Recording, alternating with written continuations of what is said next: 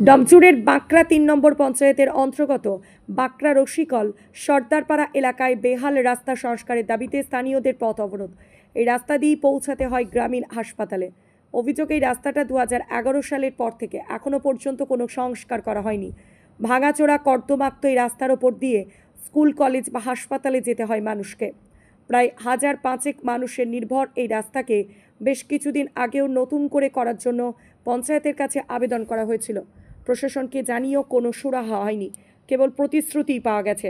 আজ ক্ষুব্ধ এলাকাবাসী রাস্তা অবরোধ করে রাখেন দীর্ঘক্ষণ। আরও অভিযোগ, এই রাস্তার ওপর টোটো উল্টে গিয়ে বা হাঁটাচলা করতে গিয়ে মানুষ আহত হয়েছেন। স্থানীয় নেতা থেকে শুরু করে প্রশাসনকে বলেও কোনো সুরাহা হয়নি। তাই আজকে বাধ্য এলাকাবাসীরা রাস্তা অবরোধ করে বিক্ষোভ দেখাতে থাকেন। ঘটনাস্থলে বাঁকড়া ফাঁড়ির পুলিশ। প্রশাসনের আশ্বাসে প্রায় ঘন্টা দেড়েক চলা অবরোধ ওঠে।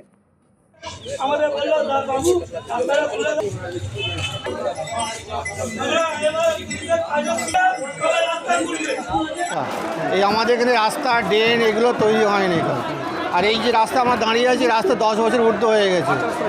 তো সে 10 বছর হয়ে গেছে, রাস্তা এখানে সব জল জমে যায়। এটা আমাদের ভীষণ পাবলিকের কষ্ট। এখানে টোটো উল্টে যায়, বাচ্চারা স্কুলে যায়, তারা সব স্কুলে যেতে পারে না গো।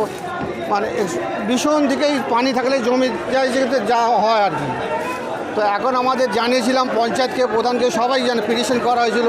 সেগুলো এর আগেও প্রতিষ্ঠিত হয়েছিল যে আমার কাজ করে দেবো, কিন্তু সেটা আজ পর্যন্ত কাজ হয়নি গো। তো এলাকার মানুষের কিছু অসুবিধা হচ্ছে ভীষণ, সেই জন্য আবার আজকে এটাকে খুলে দিচ্ছে। আজকে একটা প্রশাসন আশ্বাস দিয়েছে এবং পঞ্চায়েতের আমাদের সমিতির এখানে সুরাজ মোল্লা উনি একটা দিয়েছে। কেন কাজ করতে চাইছেন? সেটা তো পঞ্চায়েত কেন করছে না, পঞ্চায়েতই জানে। বলছে কাজ করবো, কিন্তু করছে না গো। আমরা কতদিন সহ্য করবো? এটা তো হসপিটাল রোড। এটা হসপিটাল রোড। তাহলে রুগীরা কীভাবে যায়? রুগীরা এইভাবেই যায়, এই টোটো করে করে যায়। এখানে কোনো অ্যাম্বুলেন্স যেতে পারে না গো। এর আগে টোটো কয়েকবার উল্টে পড়ে গেছে, তাতে কয়েকদিন চোট হয়েছে। হ্যাঁ, এগুলো আমাদের ভীষণ অবশ্যই এখন পঞ্চায়েতকে বলি, কেন বাঁকড়ায় তো সব জায়গায় কাজ হয়েছে।